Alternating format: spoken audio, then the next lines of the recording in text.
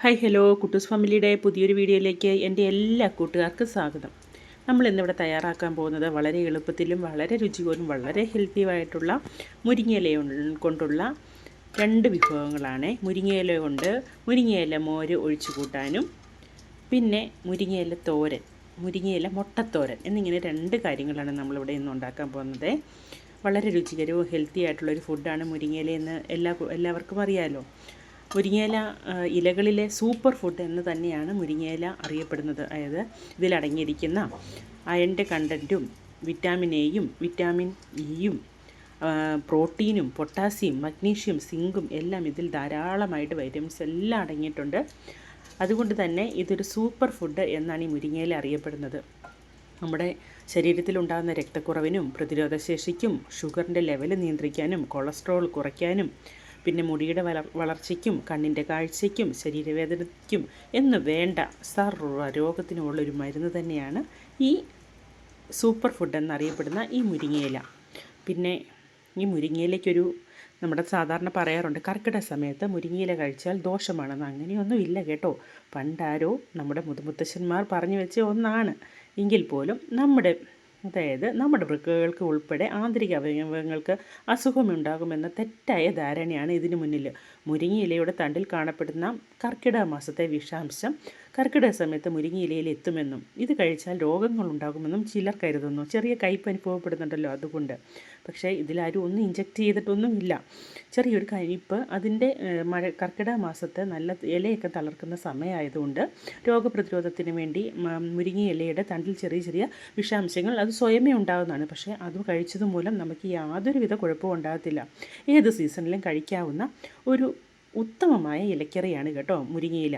Acidity, gas problem എന്നിവയൊക്കെ ഉള്ളവർക്ക് മുരിങ്ങയില ചിലപ്പോൾ തണുത്ത് കഴിഞ്ഞ് കഴിച്ചാൽ അതുകൊണ്ടാവും അവർക്ക് വയറ്റിൽ ഗ്യാസൊക്കെ അനുഭവപ്പെടുന്നത്. പക്ഷേ അങ്ങനെയുള്ളവർ മുരിങ്ങയില തോരൻ വെച്ചും ചാറക്കും ചൂടോടുകൂടി കഴിച്ചാൽ അത്യുത്തമമാണ് കേട്ടോ. അപ്പോൾ നമുക്ക് നമ്മുടെ കറിയിലേക്ക് പോയാലോ. നമ്മൾ തയ്യാറാക്കുന്നത് നമ്മുടെ മുരിങ്ങയില മോര് കറിയാണ്. അപ്പോൾ നമ്മളൊരു ചട്ടി അടുപ്പത്ത് വെച്ചിട്ടുണ്ട്, കടുക് പൊട്ടിച്ചിട്ടുണ്ട്.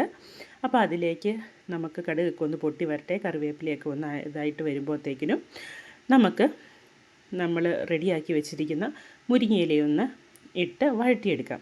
ഒരു ചെറിയ സബോളയുടെ പകുതിയും കൂടെ ഞാൻ അരിഞ്ഞ് വെച്ചിട്ടുണ്ട്. അപ്പോൾ പൊട്ടി വന്ന കടുകിലേക്ക് സബോള ഇട്ട് ഒന്ന് വഴറ്റിയെടുത്തിട്ടുണ്ട്. അതിലേക്ക് നമ്മൾ അടർത്തി വെച്ചിരിക്കുന്ന മുരിങ്ങയില ഇട്ട് ജസ്റ്റ് ഒന്ന് വഴണ്ട് വരുമ്പോഴത്തേക്കിനും നമ്മളിവിടെ തയ്യാറാക്കി വെച്ചിരിക്കുന്ന അരപ്പെന്ന് പറയുന്നത്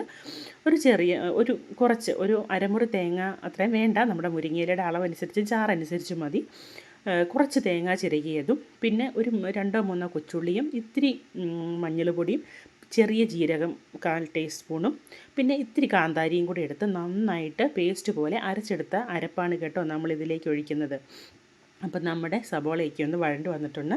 നമുക്കിതിലേക്ക് ഇനി നമ്മുടെ അടർത്തി വെച്ച മുരിങ്ങയില ഒന്നിട്ട് ജസ്റ്റ് ഒന്ന് വഴണ്ട് വരട്ടെ. മുരിങ്ങയില ഇട്ടൊന്ന് ജസ്റ്റ് ഒന്ന് വഴണ്ട് വരുമ്പോഴത്തേക്കും നമുക്കിതിലേക്ക് നമ്മൾ അരച്ച് വെച്ചിരിക്കുന്ന അരപ്പ് ചേർത്ത് കൊടുക്കാം കേട്ടോ. അരപ്പ് ചേർത്ത് കഴിഞ്ഞ് പാകത്തിന് ഉപ്പും വെള്ളമൊക്കെ ചേർത്ത് കഴിഞ്ഞ് അരപ്പിലേക്ക് നമ്മൾ പച്ചവെള്ളം ഒഴിക്കരുത് കേട്ടോ. അരപ്പ് ചേർത്ത് കഴിയുമ്പോഴത്തേക്കിനും ചെറിയ ഫ്ലെയിം കുറച്ചിട്ടിട്ട് വേണം ഇത് ഒന്ന് വഴട്ടിയൊക്കെ എടുക്കാനായിട്ട്. അരപ്പ് ഒത്തിരി തിളച്ച് പോയി കഴിഞ്ഞാൽ ആ കറിയുടെ ടേസ്റ്റ് അങ്ങ് നഷ്ടപ്പെടും കേട്ടോ.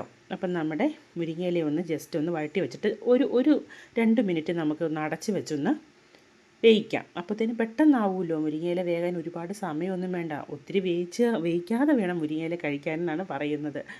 അപ്പോൾ അതൊന്ന് ജസ്റ്റ് നമുക്കൊന്ന് അടച്ച് വെച്ച് 2 മിനിറ്റ് ഒന്ന് കുക്ക് ചെയ്യാം. അതിനുശേഷം നമുക്ക് അതിലേക്ക് നമ്മൾ അരച്ച് വെച്ചിരിക്കുന്ന അരപ്പും ചേർത്ത് പാകത്തിന് ഉപ്പും ചേർത്ത് കഴിഞ്ഞാൽ നമ്മുടെ മുരിങ്ങയില മോര് കറി ഇവിടെ റെഡി ആയിട്ടുണ്ട് കേട്ടോ. അതീവ ടേസ്റ്റാണ്, അതീവ ഗുണവുമുള്ളതുമാണ്. എത്ര എളുപ്പം ഉണ്ടാക്കാൻ സാധിക്കുന്ന കറിയുമാണ് മുരിങ്ങയില കൊണ്ട്.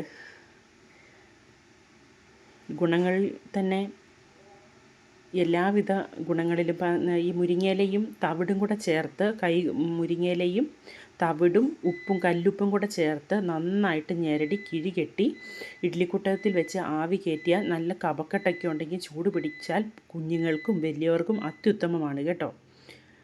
നന്നായിട്ട് കുഞ്ഞു പിള്ളേർക്കൊക്കെ ചുമയും കഫക്കെട്ടൊക്കെ ഉണ്ടാവില്ലേ. അപ്പം മുരിങ്ങയിലയും ഉപ്പും തവിടും കൂടെ ചേർത്ത് ഒരു കിഴി കെട്ടി ഇഡ്ഡലിക്കുട്ടത്തിൽ ആവി വെച്ച് ചെറിയ ചൂട് കൊടുത്താൽ മതി. അവർക്കത് പെട്ടെന്ന് തന്നെ ആ കഫക്കെട്ട് തണുപ്പൊക്കെ അല്ലേ ഇപ്പം മാറിക്കിട്ടും കേട്ടോ. അപ്പം നമ്മൾ അരപ്പ് ചേർത്തിട്ടുണ്ട്. ഇനി അതിലേക്ക് പാകത്തിന് പച്ചവെള്ളം ചേർക്കരുത്, ചെറിയ ചൂടുവെള്ളം ചേർത്ത് ഇത് നമ്മൾ ആവശ്യത്തിന് ചാറാക്കാവുള്ളേ. ഒരുപാട് തിളച്ച് പിന്നെ പോകരുത്, തീ കുറച്ചിട്ടിട്ട്. തിളച്ച വെള്ളമാണല്ലോ നമ്മൾ ചേർക്കുന്നത്, അപ്പോൾ ഒരുപാടിട്ട് തിളപ്പിക്കേണ്ട കാര്യമില്ല. അപ്പോൾ ആവശ്യത്തിന് ചാറും കൂടെ ചേർത്തിട്ട് നമുക്കൊന്ന് ചെറിയ തീയിൽ ഒന്ന് തിളയ്ക്കാൻ തുടങ്ങുമ്പോഴത്തേക്കിന് നമുക്കിത് ഓഫ് ചെയ്ത് വാങ്ങിക്കാം. പാകത്തിന് ഉപ്പൊക്കെ നോക്കാം. അടിപൊളി ടേസ്റ്റാണ് കേട്ടോ. എല്ലാവരും ഇതൊക്കെ ഉണ്ടാക്കി നോക്കണം.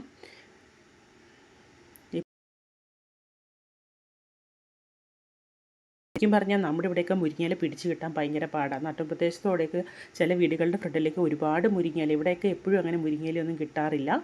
നമ്മുടെ അടുത്തൊന്നും അങ്ങനെ മുരിങ്ങയില്ല. ഇതൊക്കെ കിട്ടുമ്പോൾ നമുക്ക് ഇങ്ങനെയുള്ള വിഭവങ്ങളൊക്കെ തയ്യാറാക്കുന്നത് വളരെ നല്ലതാണ്. നല്ല ഹെൽത്തി ഫുഡാണല്ലോ.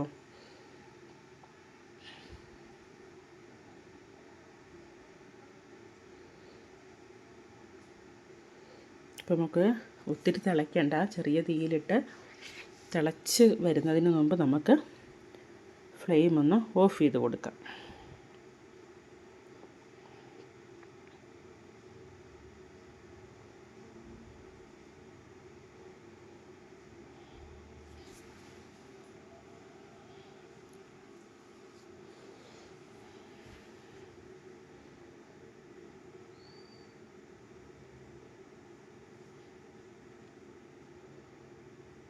മുരിങ്ങയില വെച്ച് ഒരുപാട് വിഭവങ്ങൾ ഉണ്ടാക്കാറുണ്ട്. മുരിങ്ങയില നമ്മൾ കഴിക്കാത്ത കുഞ്ഞുങ്ങൾക്കൊക്കെ അരച്ച് അത് നമ്മൾ എന്തെങ്കിലുമൊക്കെ 4 മണി പലഹാരമൊക്കെ ഉണ്ടാക്കുമ്പം അതിലരച്ച് ചേർത്തിട്ട് അങ്ങനെ എന്തെങ്കിലും സ്നാക്സൊക്കെ ഉണ്ടാക്കുന്നതുകൊണ്ടിൽ അങ്ങനെ കുഞ്ഞുങ്ങൾക്ക് കൊടുക്കാം. പിന്നെ അടയൊക്കെ ഉണ്ടാക്കാനായിട്ട് ഉപയോഗിക്കാം. പിന്നെ മുട്ട പൊരിക്കുമ്പോൾ അതിനകത്ത് നമുക്ക് ഉപയോഗിക്കാം. പിന്നെ അല്ലാതെ തോരൻ വെക്കാം, ചാറ് വെക്കാം, താളിപ്പ് വെക്കാം. പല വിധത്തിൽ നമുക്കിത് ഉപയോഗിക്കാം. പിന്നെയെന്ന് വെച്ചാൽ മുരിങ്ങയില നമ്മൾ കൊണ്ടുവന്ന് ഫ്രിഡ്ജിലൊക്കെ വെച്ചിട്ട് എടുക്കാതെ കുറേ ദിവസമൊക്കെ ഇരുന്ന് കഴിയുമ്പോൾ അതിനൊരു ചെറിയ കയ്പ്പ് അനുഭവപ്പെടും. കഴിവതും ഫ്രഷ്നെസ്സിനോട് കൂടി ഉപയോഗിച്ച് കഴിഞ്ഞാൽ ഒരു പ്രശ്നവുമില്ല. അപ്പോൾ നമുക്ക് നമ്മുടെ അടുത്ത കറിയിലേക്ക് പോകാം. നമ്മുടെ മുരിങ്ങയില തോരൻ, മുരിങ്ങയില മുട്ടത്തോരനിലേക്ക് പോകാം. കടുക് പൊട്ടിച്ചതിന് ശേഷം വെളിച്ചെണ്ണയിലാണ് ഉപയോഗിച്ചത്. ഇത്തിരി കടുകൊക്കെ പൊട്ടിച്ചതിന് ശേഷം അരപ്പ് അതിലേക്കിട്ട് അതിൻ്റെ പച്ചച്ചുവയൊക്കെ മാറിയതിന് ശേഷം ഞാൻ ആ മുരിങ്ങയില ഇട്ടൊന്ന് വഴറ്റി കൊടുക്കുന്നുണ്ട്. അരപ്പെന്ന് പറയുമ്പോഴത്തേക്കിനും തേങ്ങ ചിരകിയതും ഒരു 1/4 ടീസ്പൂൺ മഞ്ഞൾപ്പൊടിയും പിന്നെ ഒരു 3-4 ചെറിയ ഉള്ളിയും പിന്നെ എരിവിന് പാകത്തിന് ഒരു 2-3 കാന്താരിയും ചേർത്ത് ഒന്ന് ചതച്ചെടുത്തിട്ടേ ഉള്ളേ. അപ്പോൾ അത് അരപ്പ് ഞാൻ ഉപയോഗിച്ചത്. ചെറിയ ജീരകം വേണമെങ്കിൽ ഉപയോഗിക്കാം, ഓരോരുത്തരുടെ ഇഷ്ടം അനുസരിച്ച്. അപ്പം നമ്മുടെ മുരിങ്ങയില ഒന്ന് വെന്ത് വന്നിട്ടുണ്ട്. അതിലേക്ക് 2 കോഴിമുട്ടയാണ്, നാടൻ കോഴിമുട്ടയാണ് ഞാൻ എടുത്തിട്ടുള്ളത്. 2 നാടൻ കോഴിമുട്ട പൊട്ടിച്ച് ചേർക്കുന്നുണ്ട്. ആദ്യം ഒരു സെക്കൻഡ് ഒന്ന് ഇളക്കാതെ നമ്മളതവിടെ വെച്ചിട്ട് വേണം പിന്നെ ഒന്ന് ഇളക്കി കൊടുക്കണം. അപ്പം പെട്ടെന്ന് ഇലയിലേക്ക് പിടിച്ചിട്ട് പെട്ടെന്ന് തോരൻ നല്ല ചിക്കി നല്ല സ്വാദോടു കൂടി വരും കേട്ടോ. അപ്പോൾ പാകത്തിന് ഉപ്പൊക്കെ ചേർത്ത് ചെറിയ തീ വെച്ച് അപ്പം മുരിങ്ങയില മുട്ടത്തോരൻ ഇവിടെ റെഡി ആയിട്ടുണ്ട്. നമുക്ക് ഫ്ലെയിം ഓഫ് ചെയ്യാം. ഇനി നമുക്കിവിടെ നമ്മുടെ കുഞ്ഞു വാവയുണ്ട്. അവന് ഈ മുരിങ്ങയില മുട്ടത്തോരനാണ് ഇഷ്ടം കേട്ടോ. അവന് മുരിങ്ങയില ചാറൊഴിക്കുമ്പോൾ അതിനകത്ത് ഞാൻ ഇത്തിരി കാന്താരി കൂടുതൽ ചേർത്തിട്ടുണ്ട്, അതുകൊണ്ട് അവനതെടുത്തില്ല. കുഞ്ഞു വാവയ്ക്ക് മുരിങ്ങയില മുട്ടത്തോരനും കൊടുത്ത ചോറുണ്ട് കേട്ടോ. അപ്പം നമ്മുടെ മുരിങ്ങയില മുട്ടത്തോരനും നമ്മുടെ മുരിങ്ങയില മോരുകറിയും ഇത്തിരി തെരണ്ടിമീൻ അച്ചാറാണ് ഒക്കെ കൂട്ടി ഒന്ന് കഴിച്ച് നോക്കാം. എല്ലാവരും ഉണ്ടാക്കി നോക്കണേ. ബൈ.